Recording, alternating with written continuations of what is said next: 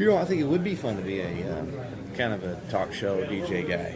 I mean, you could bring on interesting people and talk to them and find out what they're doing. Exactly. Yeah. Exactly.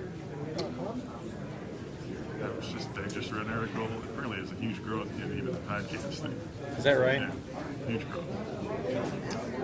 I can't tell you I've ever watched a podcast. I don't. If I ever get a free minute, I just want to get off my phone. I don't want to hear any sound from anything. We're ready to go? Hey, we're back. And we're back at the 85th Triple I Conference. Earlier this morning, we were trying to figure out which number it was, and neither Mike Jacoby, Rogeretti, or I could tell you what number it was, and all we had to do was look up at our banner behind us, and it says the 85th Joint Annual Conference. So we're back with another sponsored program that runs jointly between the three organizations that put on the Triple I, and that is the Illinois School District Liquid Asset Fund. Jim, I remember almost my first meeting with you was many, many years ago, about the time I may have met Mike English, and I was coming up as a new trustee to join the Illinois School District Liquid Asset Fund Trustees Board. You guys were looking at me, and I was looking at you, and many, many years have now passed, and you're now the CEO of the Liquid Asset Fund. So it's a tremendous, long-standing program that served a majority of school districts across Illinois. Talk to us a little bit about the history of the liquid asset, what we call the Liquid Asset Fund, and kind of where it's been, where it is today. Sure. Good morning, Brent. Yeah, good morning. Yeah. So the fund has been around since 1984. So, okay. Over 30 years, coming up on 35. That's hard to believe. Existence. And as I understand the history, and you may have other facts, but it was really spearheaded by the three education associations. Right. It was the second of its kind in the country.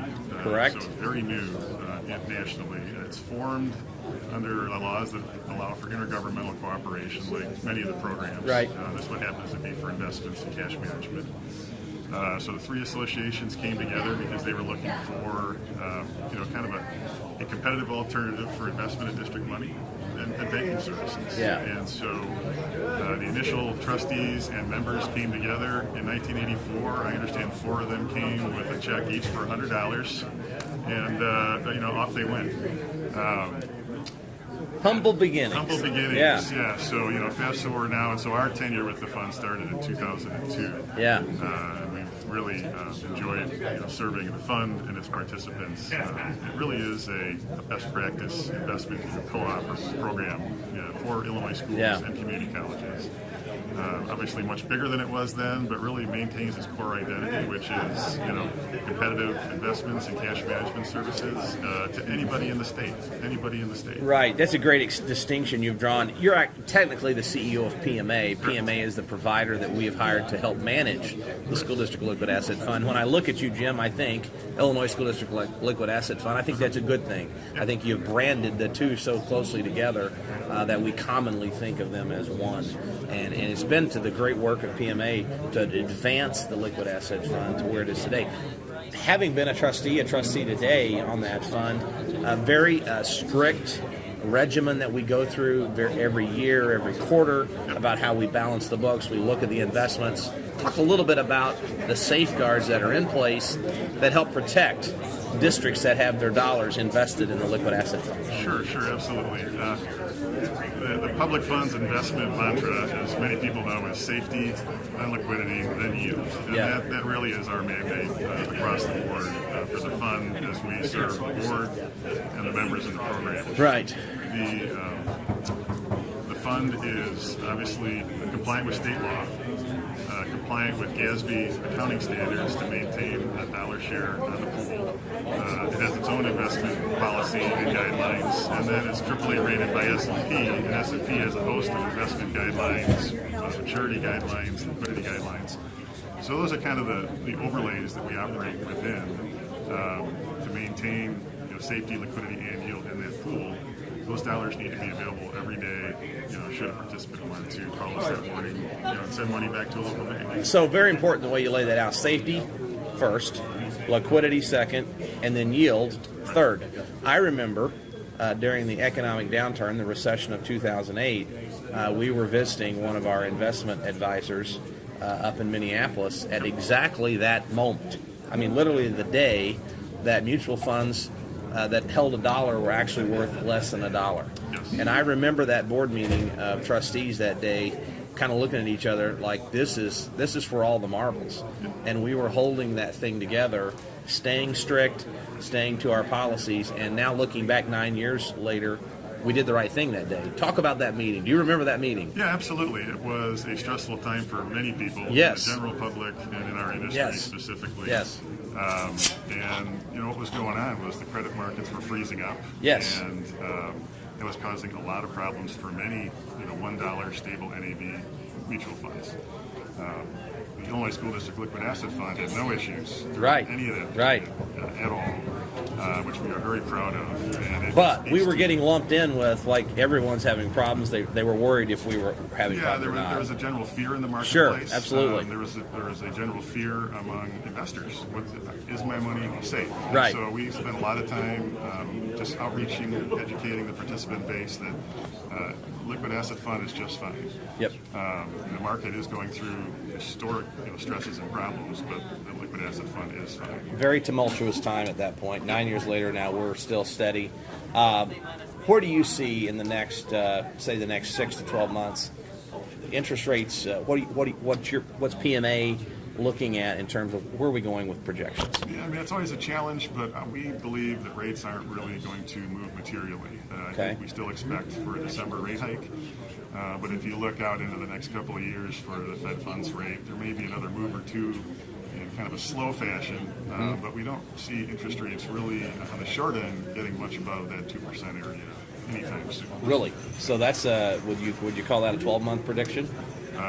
For sure in the next 12 months. Okay. Well, it's not a for sure guarantee, but that's for sure just our what opinion. you're looking at. Yeah. Fed chairman's going to change. Do you think that policy, the Fed policy, which impacts us, do you think that materially changes as well? It certainly could. From what I've read, he seems to have been more or less in line with what Yellen was all about. Current chairman, Fed chairman. Yep. Okay. So, but who knows? I mean, obviously the current administration is very different than the previous. Right. And that can ripple through a lot of things. And we believe the Federal Reserve Bank chairman will change probably January, February, somewhere in that time frame? Yeah, next year. Yeah. Okay. If a school district wants to learn more about how to be a participant in the fund, other than going down to the exhibit hall, what's the best way to get a hold of someone? I know we've got field service people, but for the viewers, what's the best way? Well, the fund has a website. It's islafplus.com. You can certainly go on there and find contact information. Okay. There are actually representatives throughout the state that can meet with people personally. Right. Even if you're way down in the southern part of the state, we're Okay. there.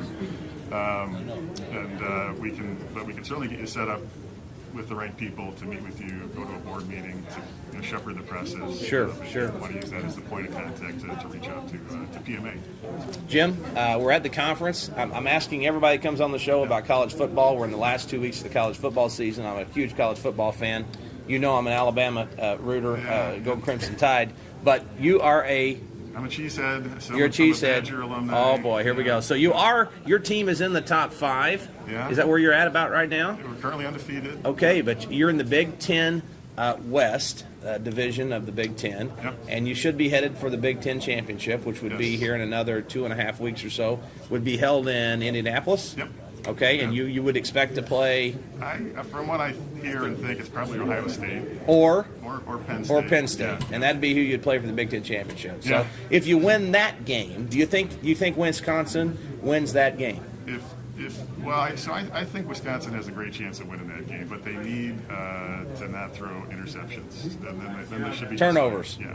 So if you win that game, then do you think Wisconsin is in the college football playoffs? Yeah, they deserve to be in it if they win the Big Ten. Spoken like a true Badger. Jim, thank you very much. Have a Thank gret you. conference, I appreciate and we'll it. see you down the trail. All right. Okay, thank you. All right. Okay, next on the show this morning is the buy board, Steve Fisher. And Steve's joining us here momentarily. He's probably been down in the exhibit hall already, handing out gadgets and gizmos and talking to people. Steve, welcome. We've been friends now for several years. I remember our first trip down to the Texas School Board Association to learn about Buy Board. And we had some tremendous barbecue that night at County Line Barbecue, and had a great meeting. And really, that one trip and then subsequent due diligence kind of caused us to have a relationship in bringing that program to Illinois. So, talk a little bit about what Buy Board is and what it does and how it affects schools. So, Steve Fisher with Buy Board. Well, Buy Board is a cooperative purchasing program that was built for public education as well as other local government agencies. So the membership is K-12, cities, counties, higher education in some cases, pretty much anybody that fits into that category. And the idea was to be able to aggregate all of the commonly purchased goods and services that those districts and those members use. So over the years, the national program started in 2006. I think y'all came on board not too long after that. Right. But it's a much bigger piece of that, which is the big co-op, which really started about 20 years ago. Okay. So we've been doing this a long time. Yeah. Got a lot of experience and a lot of growth. What impressed me was just the level of sophistication that your program had when it came to vetting the products, vetting the process, and getting the best price. For literally, I remember you could go on there and buy anything from a fire truck to a pencil and anything in between. So talk a little bit about your staff and kind of their work and how they build this program so that it's so robust. Well, it's an internet application, so obviously it's easy to, I say easy, it's fairly simple to keep it updated and etc. We do have a lot of technology behind the scenes that allow things to pass back and forth. So our procurement department, which are all folks out of procurement, have history and long-standing experience in that regard. So they do the actual RFP process and the solicitations and all that. We follow a very, very, very transparent and very strict way that we do things and how we interact with the vendors, just like any public school. Absolutely. And so once all that process is done, it becomes available onto the Buy Board application itself, and that's where the members are able to see it. So you used the word there, procurement. Procurement is a big deal, right? I mean, it's the process of procurement, the bidding process, if you will, and certain guidelines, restrictions. There's certain things you have to do. States differ in that. Certainly Illinois has its own procurement code, have our own bidding processes, but you guys pay specific attention to getting that right, so the school districts can know that there's a very rigid bid process that's going through to try to get the best bids possible. Yes. We want a school to feel comfortable and confident in what we've done. Yeah. And it's a very open, transparent process, as it is with any public agency. And we follow that to the letter of the law. Absolutely. So everything and we that's want you there, to, right? Everything that's up there has gone through that process. Yeah. And the vendors are well vetted. I mean, we get a lot of information from them before they even go through that award process. And then once they're on the Buy Board, they have to kind of maintain that level of performance, or they don't stay on the Buy Board. So talk a little bit about the list of vendors. How many vendors are there on Buy Board, and where do they come from? So there's 72 to 75 active contracts that we have, and as you mentioned earlier, it's everything from A to Z. It's pretty heavily focused at K-12 and public education. So on that realm, it's everything from textbooks to library books to athletics, band, music, microscopes, tables, chairs, everything in between. Yeah. And out of that 72, 75 contracts, there's somewhere in the neighborhood of 1,800 vendors. That's what I've remembered. It was between 15 and 2,000 vendors that have been awarded, and we do that because it's the choice of the local government to choose who they want. We aren't here to say who's better. Right. But you're giving them the best price for each of those products. And then they can choose what they want according to their own specs. Talk a little bit about the different states that Buy Board works with. I know you've got multiple states that you actually work with. Talk a little bit about that. So we have membership in about 45 states. Yeah. And then we have what we call sponsored states, which is in Illinois. You guys and the School Board Association and the principals have sponsored the program. So Right. we have about 10 of those states. So the state of Washington, Idaho, Missouri, Tennessee, Rhode Island, Oklahoma, just to mention a few. We've got a few new ones that are getting ready to come on board. And obviously it's an advantage to them because it helps their members. And Right. That's what we're here to do, Right. is to make sure we can provide value in that procurement process. Yeah, I mean, the end of the day, the absolute outcome that Buy Board tries to produce for a school district is getting a product or a service at the best price. Right. That's the bottom line. And that's what you do. You go through that process to get them to that. And it allows the district to fast forward. Absolutely. You know, And save all that time and effort and energy and money to get to that point. That cost of acquisition is always there. Absolutely. And if you can fast forward to where you're just working with the vendor and the price, then You you're way bet. ahead of the game. You bet, absolutely. Steve, what's your history with Buy Board and how did you get into this business? Well, I've been with the Buy Board since inception. So I've got 20 some odd years with Buy Board and obviously a few more years than that with the School Board Association. It started, Texas School Board Association. Texas School Board Okay. Association. It started as a .com back in the mid-90s in Austin. Okay. And of course, at that point, anybody was going to put .com behind something, you're going to be millionaires. Yeah. And the program kind of started that. Very, very humble beginnings as it got started. And You know, that's a theme this morning as we've talked to different partners and sponsored programs. Very small beginnings, very humble way to start, but an idea that has grown now to be very, very substantial across the state. But go ahead. so many years at that and have really watched it grow and been involved in it. And obviously the evolution of the technology and how we do things Right. has changed Oh, yeah. tremendously. We're always looking at ways to improve the end user's experience with it as any technology firm. And I guess we kind of refer to it as a technology platform. It's, In many ways, it is. Yeah. it's a procurement process, but it's also a technology application that folks can use and, brings value to them, we hope, and streamlines the whole process for them. And that's really what we're here to do. Very good. So you know that I've been asking every guest that's come on the show about college football. We're in the last couple weeks. I'm a rabid Crimson Tide fan, and we're on a roll right now. I'm not certain we're the best team in the country, even though we've held that number one ranking several weeks. I think I see some other teams playing, I think, a little better.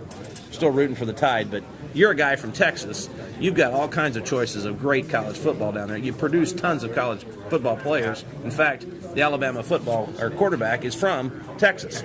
So who's your team, Steve, and what are you seeing here at the end of the season? Well, I'm actually an Iowa State cyclist Oh, my gosh, I didn't see that coming. who ventured to Texas. Oh, wow. Well, you guys have had a great season. Yeah, they have. They had great upsets. Surprised some people. Yes, they did. We're ranked in the top 20, 25 for a while. They kind of after that, but it was good to see them. Yes. But you're a Cyclone. I'm a Cyclone. All right. By education, I guess you could say. Living in Austin, you got to bleed some more. Yeah. So in Texas, they aren't. They got. But you've got a new coach this year, first new year. coach. Yeah. They've done well. Yeah. He'll bring them back. Oh, I bet he will. Being a Big 12 conference, I would hope Oklahoma will get into that Final Four. Absolutely. I think they've got a great team. Baker Mayfield's their quarterback, and he's pretty special. I saw him play a couple weeks ago, and he was something else. They can surprise some people. Yeah. I'm not sure anybody's going to say Alabama. I'm telling you, I think Auburn at Auburn is going to be a tough game to win. So that's coming up in actually 8 days. Yeah. Who's counting, right?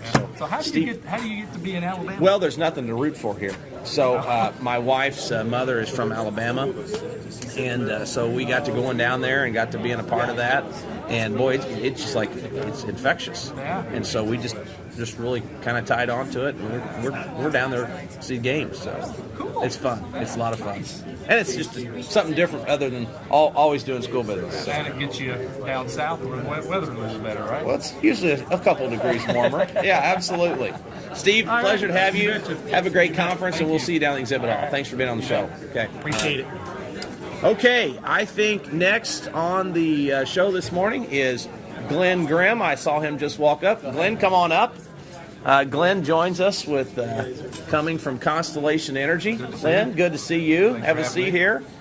Glenn is sort of the second part, or the part A and B of Illinois Energy Consortium. Right. We had Nextera on earlier this morning with Dina Morgan and David Thiemann. But Glenn, you've been around on the gas side of the Illinois Energy Consortium for as long as I can remember, and I got a pretty good memory. Not that old. Yeah, I got a pretty good memory.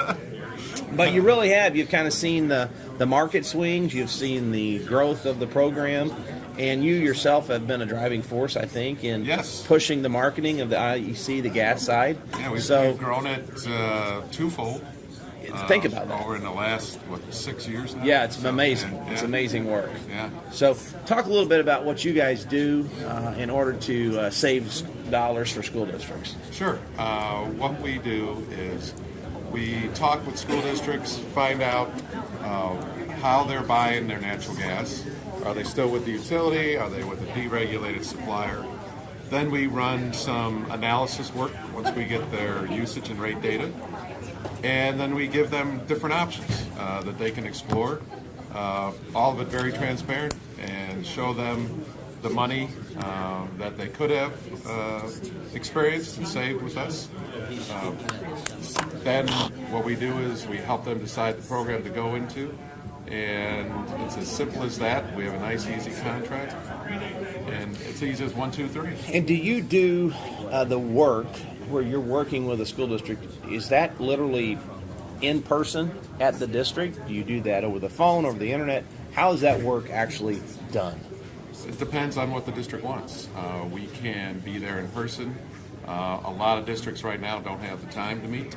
So they rather just do it over the phone, or maybe we can do like a Skype meeting. Okay. Then we just go through the different options. If it's in person, I would say, those meetings usually go real well. Answer all the questions. The ones that are over the phone or Skype, they usually need 1 or 2 or 3 different meetings to get them to get into the program and understand what we're doing. Now, Glenn, you've been at this for a long time in this industry. What are the changes that you've seen in the industry as it relates to procurement, pricing, and just the process you kind of go through to get a contract for gas delivery to the school? I think the major changes in the industry on the procurement side is that there's a lot more people out there spreading information or misinformation. Misinformation, yeah. It's not just the companies like Constellation that actually go out there and either produce, buy the natural gas directly from the producers.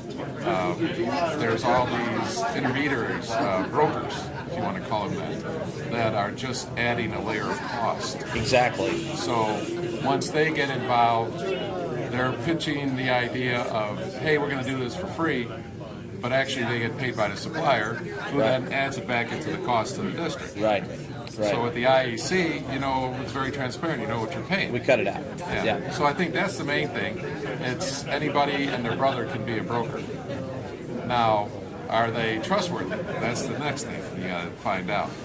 I mean, a lot of school districts run RFPs to pick a natural gas supplier, but they don't run an RFP to pick a broker. Yeah, absolutely. They just, it's somebody's brother from down the street. Or my uncle does it now. So talk a little bit about Constellation itself, Constellation Gas.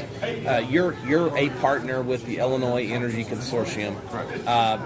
What's the corporate side of Constellation?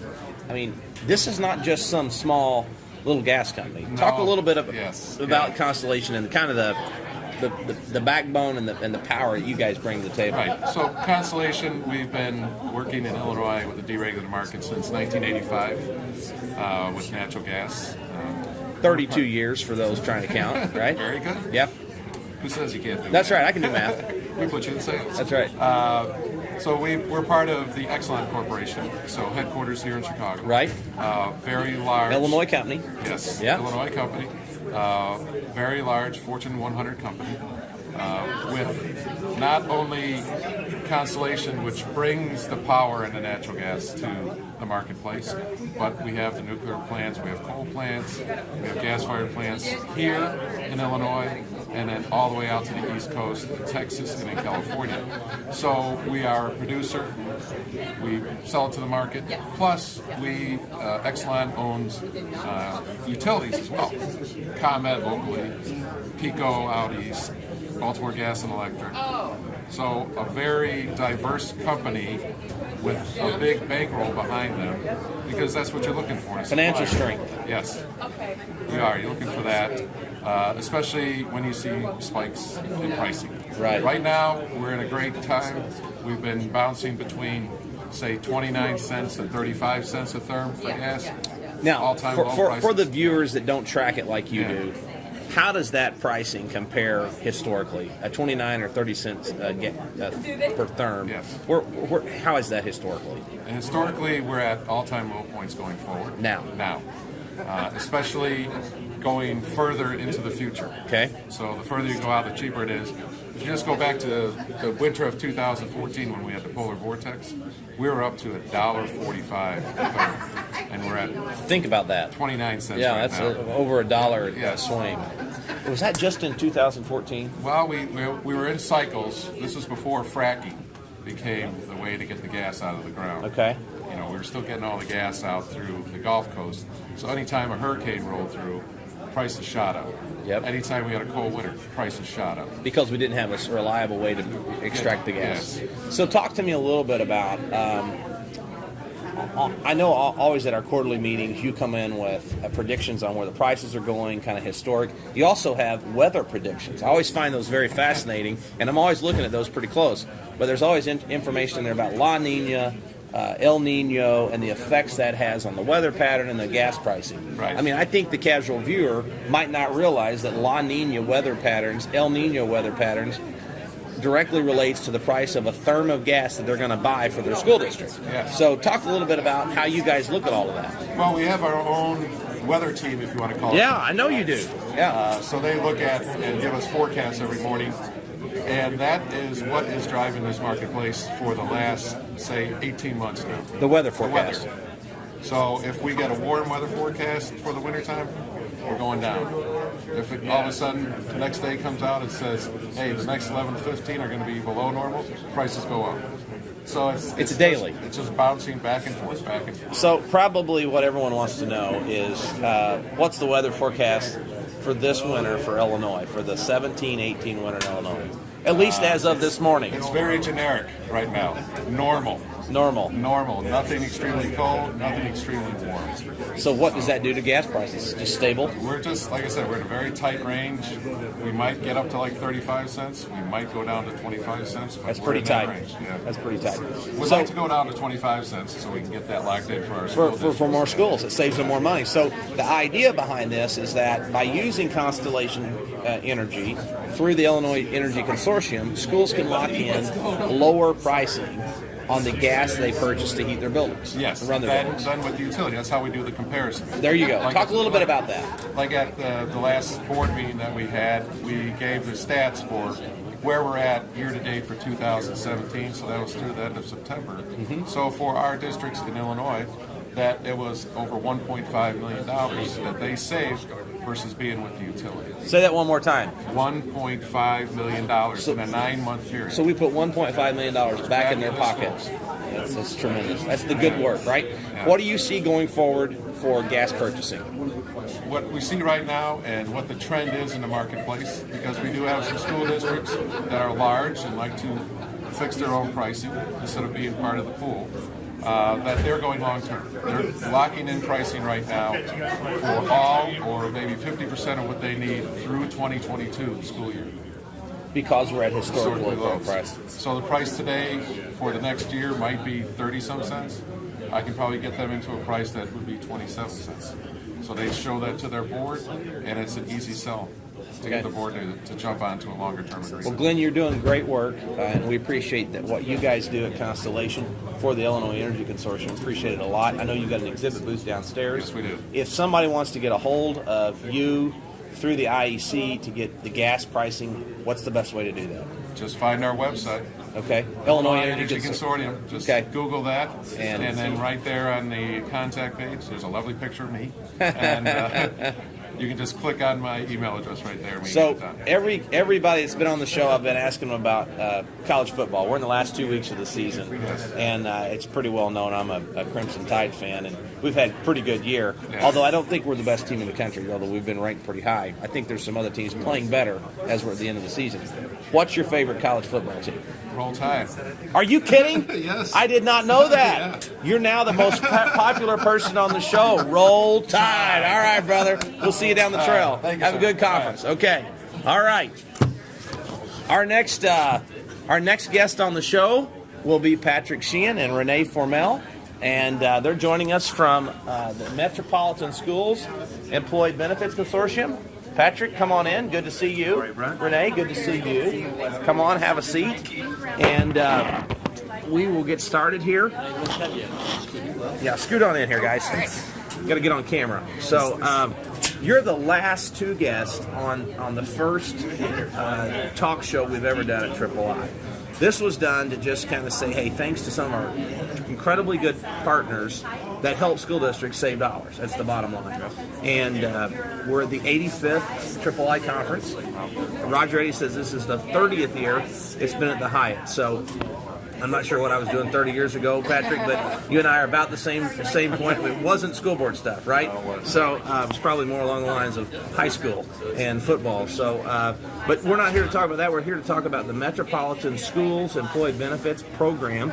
That's a program that we put together probably 3 or 4 years ago, talking with really you a lot about how to save school districts money on their health insurance purchases. We know that's a volatile market. It's sometimes difficult to track, and it's only becoming more cumbersome the longer we go and the more laws that are passed. We've got federal law, we've got state law, and you guys are backed up by a group called Alliant Messero. It used to be just Messero. Right. Now it's Alliant. So talk a little bit about what you guys do through the MSEBP. I know, Renee, you both work in this, and of course Brian, we were with him just last night, and he's a part of this too. But talk a little bit what you guys do for schools when they're trying to procure health insurance, how you do it and how you try to save them money. I think I'll probably field that one. So what we like to do is come in and basically do a very quick auditing of the school district. What we find in working in school districts is they're all very unique creatures. They have union contracts, so not all look alike. So we come in to look at their portfolio, and things that we want to examine for them is taking their program, trying to preserve it as much as possible, but doing things to offset the national trend increase they're looking at, which is running at 8%. Our national crisis right now is that everything's inflating in our world by 8%. So if they are groups that are self-funded in nature, we're drilling into their network, the network that they rent, to do an analysis of are their members going in network and utilizing so they get the deepest discounts, and then are they providing the deepest discounts in the geographic area where they can rent networks. And we've had a lot of success in keeping the same plan design, but instead changing their network access, which could result in a 20 to 25% savings on their plan. That's just staggering. If you think about that type of percentage of savings on a premium, and then you aggregate that over a school district, you're talking millions of dollars. Other than salaries, the largest expenditure is group health insurance. It is. It really is. The budgets are millions and millions of dollars, even for small school districts. Yeah, just to cover the health side. Right. And then in addition, we're looking at tough decisions on looking at plan benefits and looking to always modernize but keep a very competitive program. So we have the ability to really analyze their utilization on the plan and show transparency of how members use different plan features, what the bang for their buck is if they were to make a change, and how it would truly impact the members. So we're not only dealing with a board, but we're dealing with an insurance committee, we're dealing with unions, we're dealing with their attorneys, and administration. So there's a great partnership, and we feel the information that we bring to the table brings transparency so they can make good, educated decisions, and we can actually move programs forward. And here's the neat thing about what you guys do. You're not coming in on one side or the other. You're just coming in to say, hey, these are the facts. This is the field of play. Here's the best benefits for the best price to help everyone. Exactly. It's a team effort. It is. And that's where we've had the most success. And Renee could probably give a few examples where she was brought in and the union thought that she was with the administration and thought that she was with the school board. In fact, it's not. It's Yeah, not. It's what we everyone's find, on it. Yeah. everyone wants knowledge. And Right. This is a complicated topic, so I always ask, please give me an active insurance committee. Let me sit down, and you'll see after working with me, I'm more just a teacher of this information. Exactly. We have 20 years of experience, so we want to give them the tools so that they do not feel in the corner, so they feel that they can turn around and tell the other plan members how things work. And then once we build that rapport, we really start to get things done. You know, these are tough decisions. There's a lot, like you said, federal swooping in on them, state mandates. So there's a lot that we have to address now rather than just we're dealing with a single-digit increase. Now, this is probably a question that kind of goes on a tangent just because I'm not an insurance expert. The Illinois marketplace, that was a phrase we had a few years ago. Does that still exist? That still absolutely exists. It does, okay. And in the Illinois marketplace, we look at Blue Cross Blue Shield as our 1,000-pound gorilla. Is the what? 1,000-pound gorilla. Okay, yeah. So, Bigger than 800 pounds. Yeah. bigger than that. And In the really, northern part of the It's a good point. Yeah. Normally, the 800-pound gorilla is the big one, but a 1,000-pound gorilla is It's even bigger. bigger. Yeah, okay. They have about 65% of the market share. Okay.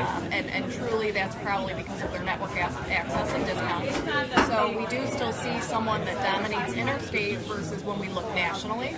But we have a lot of players that are, you know, competitive with Blue Cross Blue Shield these days, United Healthcare. We've even seen Aetna trying to, you know, migrate into this business as well as Cigna. Aetna Okay. and Cigna typically are more national carriers, but they're playing well with Blue Cross Blue Shield. So there's a very active marketplace.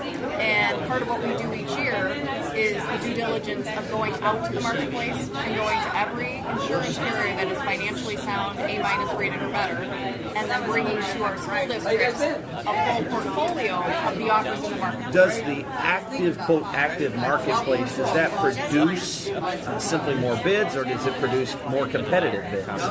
It produces more bids and it produces more competitive bids Okay. and ultimately a more competitive incumbent program. So it may not be the intent of a school district to move their insurance because a lot is involved in that and they might have a good experience with that carrier.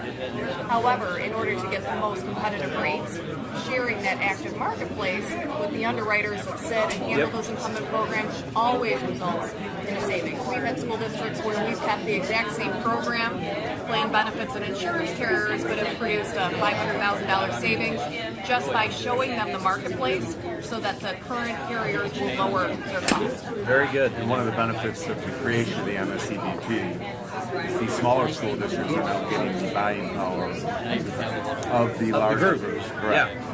Yeah, and that's really you know, something that when you and I sat down and started talking about this many years, I don't know how many years ago, it's been several years ago now. The idea was to make sure that all the schools could get access to this wholesale approach to purchasing health insurance because we saw the changes coming.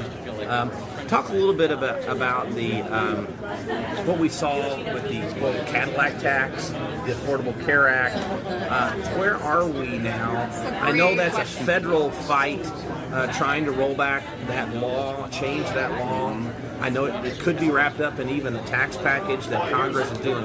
Where are we? So where we're at is the news is with Trump and the new administration, though there's a lot of suggestions of change, nothing has changed. Everything still stands. Still the same. The Cadillac tax is looming. It's coming in the year of 2020. It will measure every employer that offers health insurance, their premiums.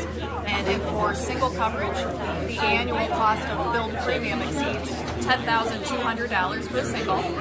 For a family, if it exceeds $27,500, the amounts over that will be taxed at 40%. It's a very highly debated mandate. Okay. And the reason is, if employers are looking at a trend increase of around 7 to 8% each year, assuming they're doing the same thing, but medical costs inflate by that each year, this tax threshold only indexes up by less than 1% a year.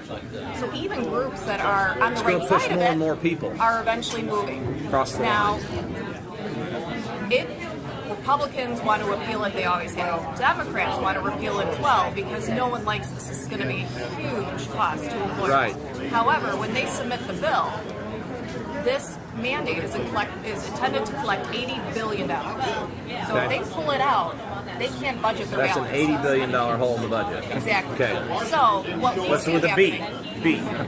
Yeah. what we see happening is it remains to be included, but Trump is looking to kick the can to 2025. It was initially going to go into effect in 2018. Obama delayed it to 2020, and we expect that it will continue to be delayed. But until it's gone, we pay very close attention with our school districts and all of our clientele Absolutely. to track it, educate them on it, and have a plan of defense. Because the last thing that we want to have it happen is for our school districts or any of our clientele to be paying a 40% tax and taking that money out of their budget when it comes elsewhere. You bet. Two underlying themes from all of our sponsored programs. One is they're designed to bring efficiency and cost effectiveness to almost everything we're doing.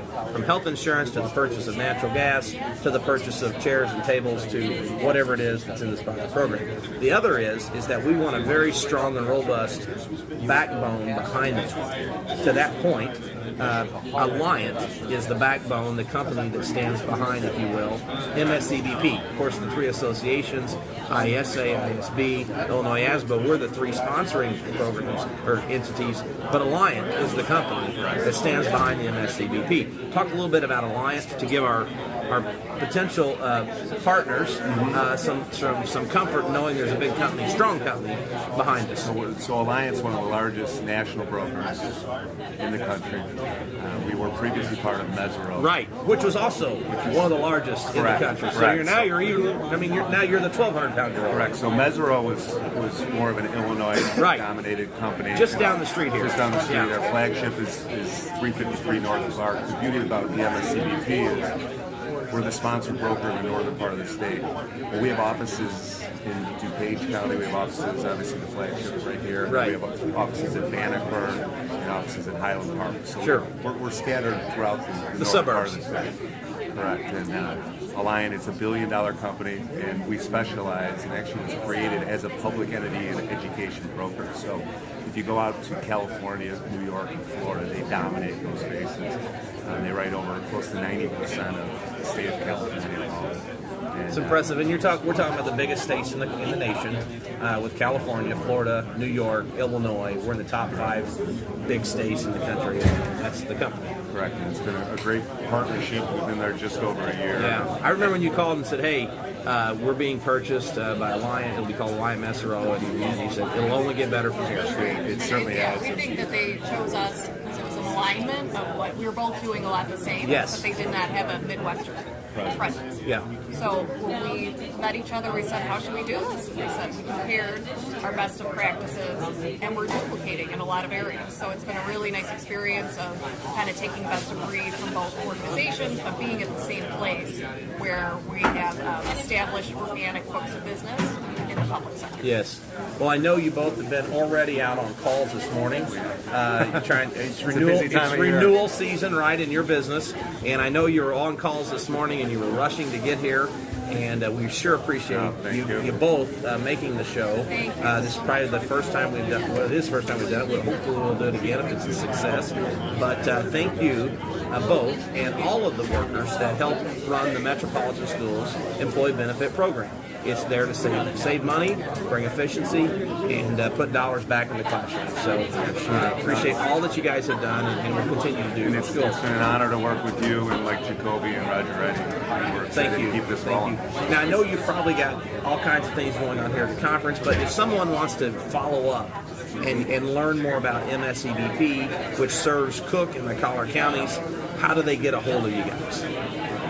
I'm at Patrick Sheehan at patrick.sheehan@alliant.com, and my phone number 312-595-7166. Is that your real phone number? Is that the phone number? No, that's not real. All right. All right. Well, thank you both, and have a great conference. Thank you so much. And we'll see you around. Thank you for all you've done. Okay, we're going to wrap up this show with a couple closing comments. I think you've seen 7 or 8 programs this morning that are designed exclusively to bring efficiency and cost effectiveness to our schools across Illinois. If any of these programs can help your school district become more efficient, more cost effective, certainly give them a call, give them a contact, and I'm sure they'll be more than happy to help your school district out. Thank you. This is Brent Clark signing off from the 85th III Conference. Thank you very much. Need a beer. Need a beer. That's in a different room. Oh, I know.